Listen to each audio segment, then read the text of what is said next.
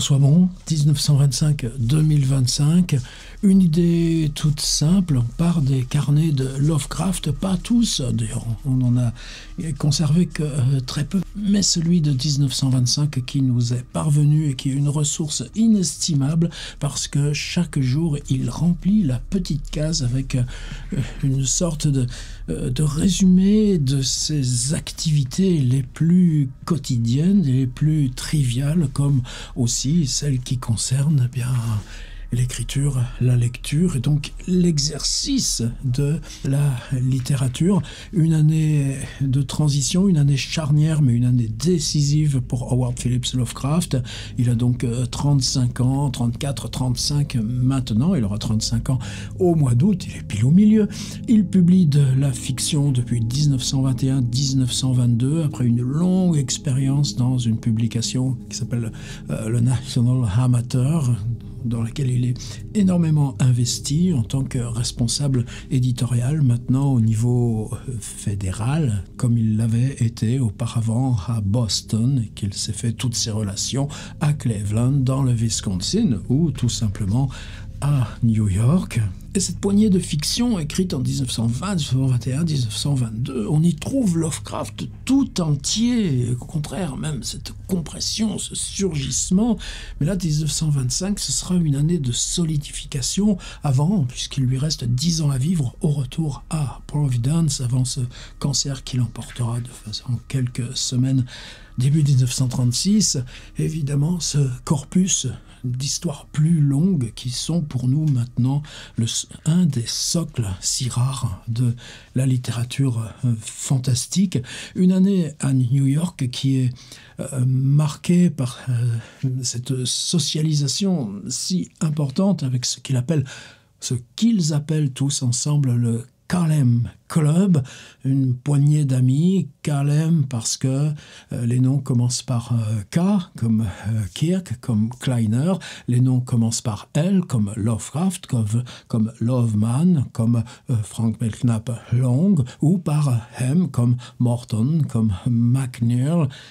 Et quelquefois, on a même l'impression que ce carnet, vous allez voir, ça va être le cas aujourd'hui, ce serait presque plutôt une archive, une sorte de registre impersonnel de ce Kalem Club, comme si tout devait être consigné, une sorte de rapport d'activité, l'impression de vivre par ce groupe d'amis un événement littéraire, une école. Pas une école, mais comme on a vu ça dans le salon de Mallarmé, on verra ça avec les surréalistes, ces fonctions de groupe qui conjurent aussi en partie, eh bien, par exemple, l'impossibilité pour eux d'accès aux livres. Lovecraft n'aura pas de livre publié de son vivant. Voilà, ça c'est toujours pour replacer un petit peu le contexte. Aujourd'hui, c'est coup double parce que une configuration qu'on va retrouver plusieurs fois. 24, 25... 24, c'est un mardi, mercredi, c'est le 25. Nous, on a toujours une petite journée de décalage. Eh ben oui, tout simplement parce qu'au milieu, il y a une nuit blanche. Alors, si ce qu'il y a eu d'essentiel se situe la nuit, ben, elle emprunte au jour d'avant, elle emprunte au jour d'après, et tu rejoins les deux petites cases. Pourquoi en 1925, ils n'ont pas eu l'idée de faire des petits agendas qui étaient basés là, pour leur découpage, non pas sur de minuit à minuit, mais de midi à midi. Ça aurait beaucoup plus convenu à Howard Phillips Lovecraft. Ordinateur, on y va. Alors, coup double, ça veut dire qu'on a donc ces deux cases, mardi 24, mercredi 25, qui sont écrites d'un seul morceau. On va évidemment le décrypter comme on peut. Est-ce qu'il y a des difficultés particulières? Oui, parce que c'est des allées-venues un peu compliquées. Alors, on se lève à midi, up noon. Quand il se lève tôt, il le dit bien, up early, mais là c'est vraiment rare. Disons que l'alternance c'est entre up noon, se lever à midi, et up late, ou là, disons que c'est plutôt 14h30, 15h. R.K. Cowell, c'est Reinhard Kleiner qui l'appelle. Lui, il est en train d'écrire Ensuite, on a Frank Belknap Long, qui appelle Sonny, fiston. Il y a tout un lien affectif très particulier entre Lovecraft et Belknap Long. J'attends impatiemment, la Hippocampus Press va enfin faire paraître ce mois-ci la correspondance de Lovecraft et Frank Belknap Long, une amitié qui va durer toute leur vie. Et apparemment, alors Frank Belknap Long arrive au 169 à Clinton Street. Est-ce que call, ça veut dire simplement qu'il sonne plutôt qu'il appelle au téléphone? Ça, on voit encore un petit point sur lequel vous pourriez m'aider, puisqu'on est plus de 110 là maintenant dans l'expérience. Merci. Il monte donc dans la chambre de George Kirk. Lovecraft a bien sûr la clé, tout simplement pour regarder les livres. Mais vous savez que la semaine dernière, Kirk avait mis le grappin sur une collection de livres d'occasion qu'ils ont triés et classés ensemble avec Lovecraft. C'est là où Lovecraft lui avait acheté. Il a un compte chez Kirk, maintenant, le futur libraire. Il avait acheté un tibule, et un latin donc, et Kirk, en échange des bons procédés et des bons services, lui avait offert une édition de ce poète du tout début du XVIIIe et fin du XVIIe, John Dryden. Donc c'est ces livres-là. Et donc ce sont ces livres que Lovecraft tient à montrer, faire visiter à Frank Belknap Long. Et puis Kirk lui-même revient. On est ensemble un petit moment. D'ailleurs, il y a le mot « discuss ». Oh là là. Vous croyez qu'il aurait mis des petites étoiles? Et puis, de quoi on a discuté? De la pluie? Du beau temps? Non, ça sera toujours ce « discuss, discuss, discuss ». Et à un moment donné, il y aura cette rupture. Il se remettra à écrire et quitter la ville, quitter New York.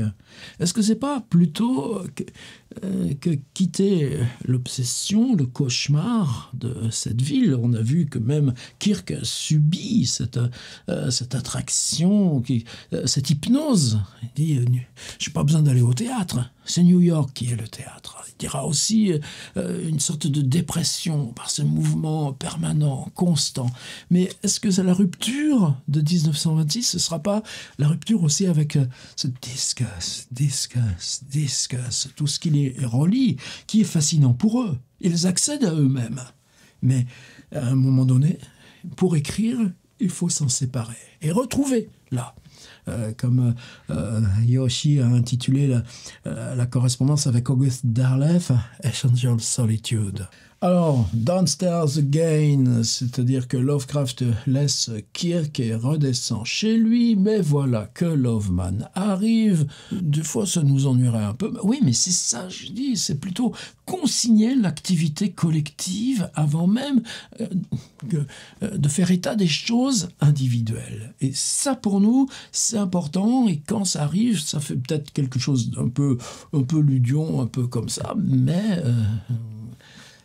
ça nous place au bon endroit. Et puis, c'est pas tous les jours, évidemment, ce genre de détails. Alors, voilà que Loveman va bientôt venir. George Kirk, qui était resté dans sa chambre, revient. On lit tous, on remonte chez Kirk pour lire. Et oui, comme chaque ligne, ça. Ensuite, on commence à avoir faim, c'est l'heure du dîner, donc on va aller une fois de plus aux Johnsons qu'on a croisés je ne sais pas combien de fois. Après, aujourd'hui on n'est pas allé dans la chambre de Samuel Loveman qui habite un peu plus loin dans Brooklyn vers City Hall. Allons-y. On revient au 169, Reed, et stayed up. On est resté réveillé toute la nuit. Et qu'est-ce qu'il a fait? Il a écrit. Et on commence à voir venir là cet ancrage de l'écriture dans cette pulsion de nuit. À un moment donné, la nuit s'est faite, les amis sont repartis, et là on écrit. Le lendemain, il écrit à Sonia. Et ça, quelle perte évidemment, mais on ne peut pas le reprocher à Sonia après ce qu'elle a traversé. Puisque l'épouse est partie, c'est tellement mieux de vivre entre garçons. J'exagère, mais ça reste constamment une sorte de présence souterraine là, dans ce qui se défait là, du mariage, quelque chose qui ne se refera plus jamais, avec au bout l'idée que Sonia dit à Lovecraft qu'elle est prête à venir vivre à Providence, qu'elle sait qu'elle peut trouver du travail, soit à Providence, soit à Boston, et c'est les deux tantes qui diront non, il n'est pas question qu'une madame Lovecraft soit salariée dans la ville de Providence, et Lovecraft dira à Sonia, mes tantes, elles ont dit que... donc ça, on a le point d'arrivée quand même, et là donc la vie avec Sonia est remplacée par écrire à Sonia. Elle est où, la vie de l'auteur? Elle est dans les lettres ou elle est dans ce bazar? Alors c'est quoi le petit bazar? Il sort pour acheter des timbres à 15 cents, des collection stamps, et une série de timbres à 15 cents qui vient d'être publiée. Eh bien, dans mon petit PDF, vous les verrez bien sûr. Flatbush Gas Dinner Barber. Alors Flatbush Gas, alors cette mention là de Flatbush Gas, on a au 176 Remsen Street, un immeuble qui est un des immeubles les plus caractéristiques de Brooklyn, qui s'appelle l'immeuble de la Union Gas, parce qu'il date de 1886, donc il y a ces grosses élévations, mais encore ces colonnes doriennes, là, comme on trouve au Met, etc. Et c'est l'immeuble de la Union Gas, et ça c'est un repère. Gas, je vois pas comment ce serait autre chose que cet immeuble. Par contre, la Remsen Street, elle coupe Clinton Street, donc finalement on est beaucoup plus près du 169 que de Flatbush. Qu'est-ce qu'il va faire ici? Retour au journal. Flatbush Gas Dinner. Ben ouais, c'est l'heure là de manger. Ensuite on va au coiffeur pour se faire beau. En général, c'est une fois tous les 2 mois. Il ne fait pas un usage, mais c'est la 2e fois depuis le début de l'année. Là, une fois, il nous parle justement de près de Flatbush Avenue qu'il a trouvé un coiffeur excellent et juste pour 5 cents. Alors, probablement, il retourne au même, chez le même, pardon. Mais ça, évidemment, ce serait dans les lettres à Annie que ce serait évoqué. Et par là...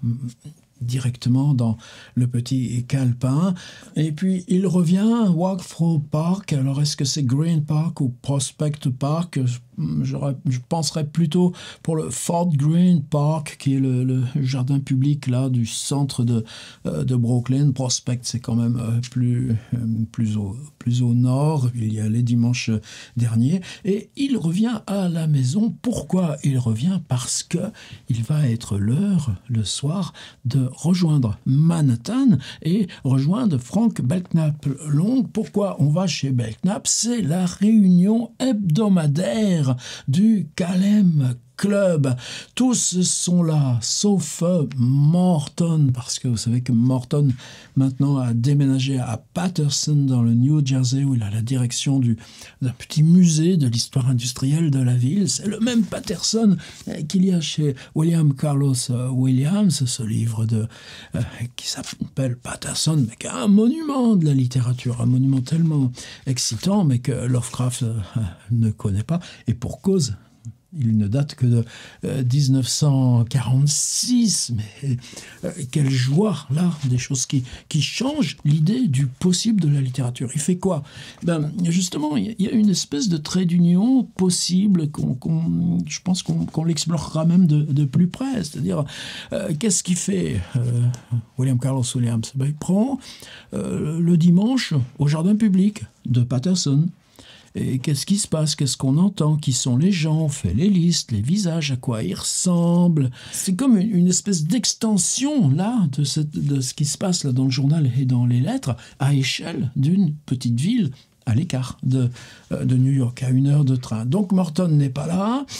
Tous sont là, mais Kleiner, qui est dans les cas du KLM, du Kalem Club, et SL, qui est dans les L du Kalem Club, quitte de bonne heure. Oh, les traîtres à la littérature!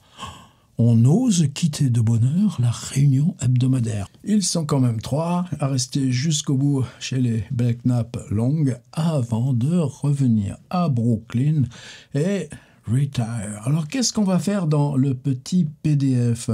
Alors, le petit PDF, c'est comme une sorte de journal, moi aussi. Un journal engendre un journal, et ce journal rend compte du premier journal, mais dans une... là, peut-être, dans ce genre de jung, jung, jung, on a peut-être quelque chose de l'ordre d'une vibration. Cette vibration que je cherche. Alors, on va bientôt retrouver les lettres. Ouf! Ce sera le 2 avril, dans une semaine, là, enfin 10 jours, la lettre, puisqu'on en a perdu une bonne quantité. Alors, en tout cas, ça fait 1 mois et demi que ces lettres attestées dans les envois de Lovecraft ne nous sont pas parvenues. Mais le 2 avril, il y a, dans une lettre à Lillian, sa tante, il y a un petit passage qui est, je pense, lié au fait que George Kirk, là, cette toute fin mars, début avril, va partir jusqu'à Boston, je ne sais même pas si c'est pas jusqu'à Albany, pour aller tout simplement trouver des bouquins, faire des bouquinistes, des ventes, et puis ramener pour de quoi lancer sa librairie d'occasion, avec un stock suffisant, et il va passer à Providence. Lovecraft a essayé d'arranger un rendez-vous entre ses tantes et Kirk, et ça va manquer, mais apparemment la tante Liane lui a dit « Mais pourquoi tu ne pars pas avec lui? Pourquoi tu ne viens pas passer quelques jours à Providence ?» Et Lovecraft répond ça. En ce qui concerne les voyages, comme je l'ai dit à la tante Annie, je ne supporterai pas de revoir Providence tant que je ne pourrai pas y rester pour toujours. Donc il y a déjà, là, la première fois qu'on voit cette mention, quand je reviendrai en 1926, ce sera pour toujours. Il ne dit pas je reviendrai en 1926, il ne le sait pas. Mais là, ce rapport, là, c'est la première fois qu'il exprimait de cette façon si clairement. Lorsque je rentrerai, j'hésiterai même à aller à Pawtucket ou East Providence, tandis que l'idée de traverser la frontière du Massachusetts à Huntsville me remplirait d'une véritable horreur. Alors là, pour celles et ceux qui connaissent Providence, un petit sourire, parce que Pawtucket, c'est la banlieue industrielle de Providence. C'est la dernière gare, là, quand on revient de Boston, une gare d'ailleurs qui est formidable parce qu'elle est maintenant abandonnée, mais elle est exactement comme elle était là, en 1920. Et Pawtucket, c'est un changement d'univers parce que c'est plus la bourgeoisie, c'est plus les armateurs là, qui se sont installés Benefit Street, au temps du colonialisme, mais c'est les filatures, c'est les briques. Et Lovecraft, quand il sera revenu à Providence, chaque jour, il fait 20 bornes à pied. Donc Pawtucket, c'est un des départs de promenade qui reviendra le plus fréquemment. East Providence, c'est le downtown. Et donc, il y a cette colline, là, ce qu'on appelle la colline, là où il y a la Brown University, où il y a le musée là, qui est évoqué là, dans l'appel d'Orthlou, où il y a évidemment Benefit Street, College Street, Waterman Street, Angel Street, c'est-à-dire ce timbre-poste qui est le quartier même, Angel Street, de Lovecraft, et tandis qu'au-dessus, à peine on sort de la ville, on fait 5-6 kilomètres, et ça y est, on est dans le Massachusetts. Et quand il allait en vélo, adolescent, Huntsville, là, commence ce qu'il appelle le wilderness, les ravins, ces images-là qui seront, lui aussi, ce rapport à la nature qui est ultra présent dans son travail fantastique. N'en prendre qu'un aperçu temporaire serait comme d'un homme en détresse, balayé par une tempête en vue de son propre port, puis emporté à nouveau dans le noir illimité d'une mer étrangère. Alors on retrouve notre Lovecraft dans son lyrisme. Donc à la fois un petit flash-forward par un extrait, là, un tout petit passage de cette lettre du 2 avril, qui ne sera pas un dépli de journal, ça on ne va pas encore la voir tout de suite, mais quelque chose qui est une sorte de photographie intérieure de notre Lovecraft. Alors évidemment, toujours transcription là, de ce qui se passe sur les 2 jours, le petit dépli et les timbres. Il achète des timbres poste de collection. Il y a un nouveau timbre à 15 cents. Le voici. L'exploration du journal. Allons-y voir. New York Times, mercredi 25 mars 1925. Qu'est-ce que j'ai retenu? Alors voilà, par exemple, page 13, un docteur Potter qui s'en prend à l'État du Tennessee, puisque l'État du Tennessee a dit qu'on devait respecter la Bible dans l'enseignement, et donc que l'enseignement de tout ce qui touchait à l'histoire de l'évolution et aux théories de ce monsieur, le nuisible Darwin, serait littéralement interdite. Eh bien ça, on peut le garder, ce petit entrefilet. Une publicité, pourquoi tant de gens meurent en middle age, bien avant l'âge mûr? Eh bien voici 2 petites plaquettes sur comment entretenir sa bonne santé. Une exploratrice, on a vu l'autre jour, j'ai pas de nouvelles de cette exploratrice qui avait disparu 3 mois.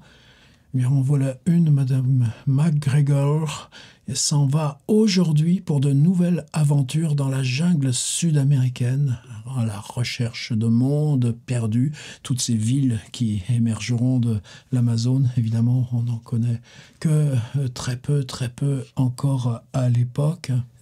Ça, très curieusement, Shakespeare et la religion. Quand on pense à Shakespeare, on ne pense pas forcément religion. Oui, mais la langue, comment l'Amérique est en train de construire cette plus grande cathédrale du monde, cette cathédrale Saint-Paul qui ne sera jamais achevée à New York, pour laquelle on collecte des fonds partout.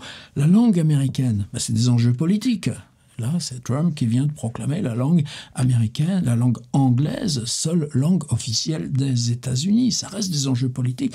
Comment on les fonde symboliquement? Eh bien, la ville de Stratford-upon-Avon, la ville de Shakespeare, extrait 3 pierres de son église et on convoie 3 pierres de l'église de Stratford-upon-Avon dans la nouvelle cathédrale qui ne sera jamais achevée, mais la plus gigantesque de New York. Ça, ouais, ces petites choses... Là, c'est des petits marqueurs qui tremblent dans notre vibration.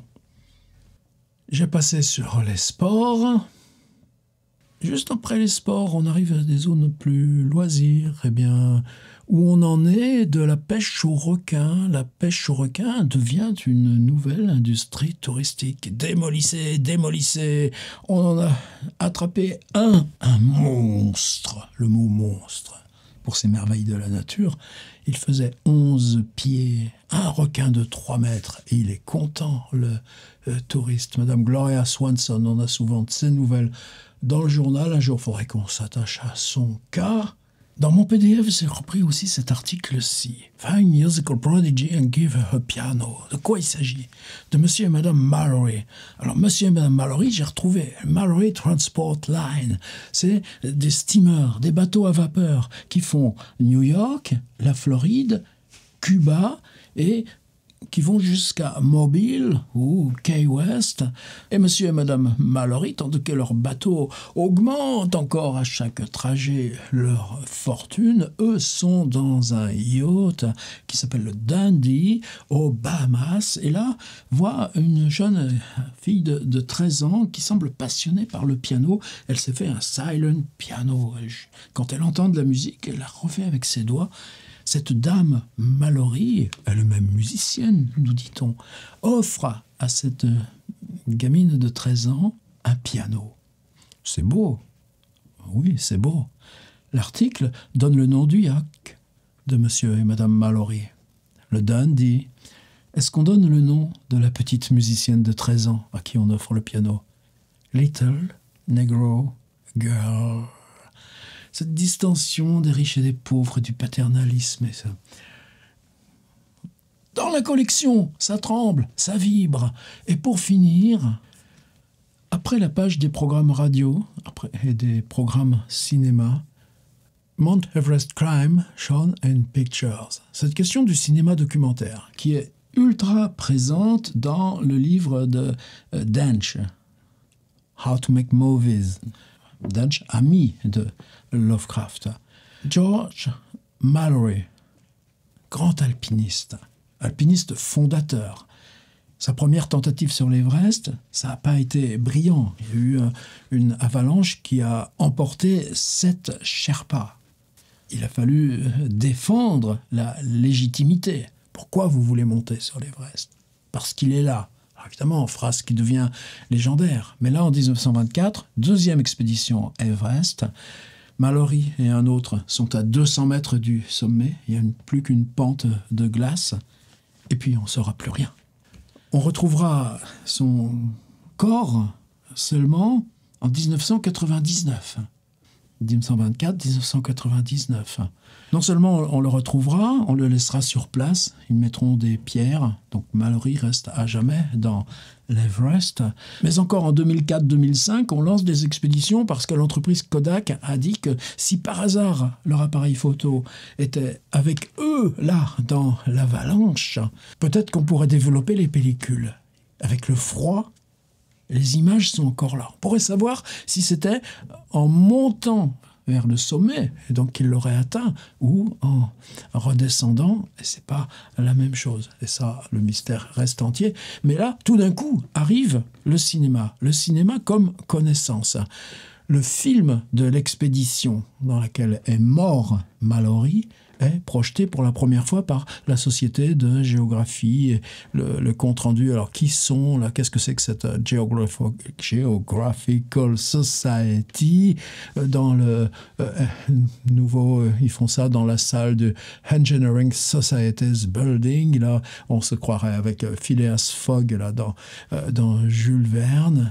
Et ça, c'est forcément quelque chose qui touche de tout près l'univers imaginaire, ou en tout cas la construction de l'imaginaire Lovecraftien, le mystère de ces hautes montagnes, ce qu'elles peuvent enclore d'expériences ou d'écriture d'avant nos propres civilisations. C'est que c'est ultra présent.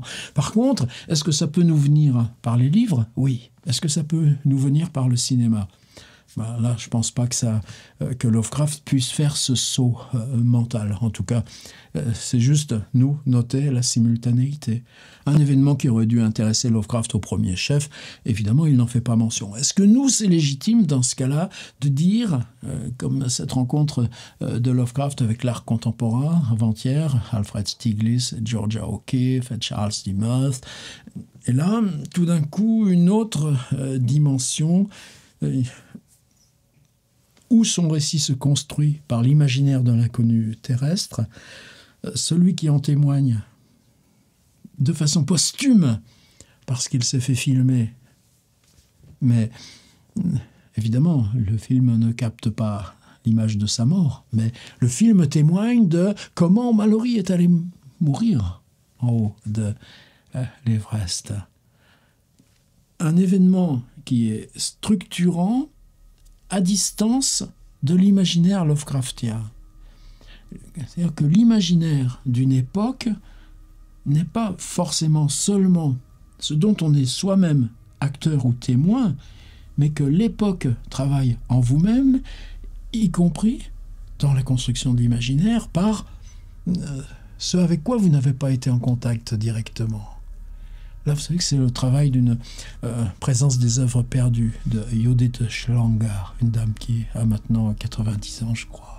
Et ça, c'est une problématique pour moi essentielle. Alors, dans mon petit PDF d'aujourd'hui, coup double, puisque 2 jours en un seul, j'ai pu trouver 2 belles images là, de Mallory dans son expédition. Et ça aussi, on est dans l'imaginaire. La posture, avec la pipe, avec le havresac, méditant devant l'Everest qu'il va escalader, donc quelques jours avant sa mort. Ou alors peut-être il est mort et que ce qu'on photographie, c'est comment le fantôme de Mallory reste encore là, sur l'Everest.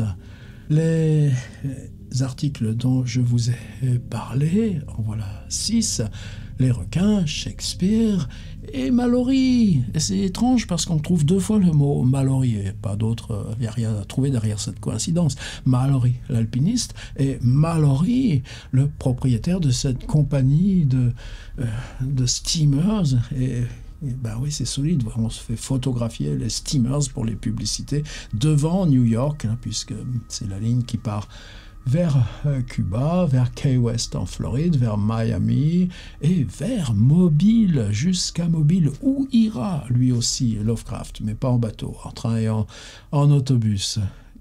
Voilà pour aujourd'hui. À demain.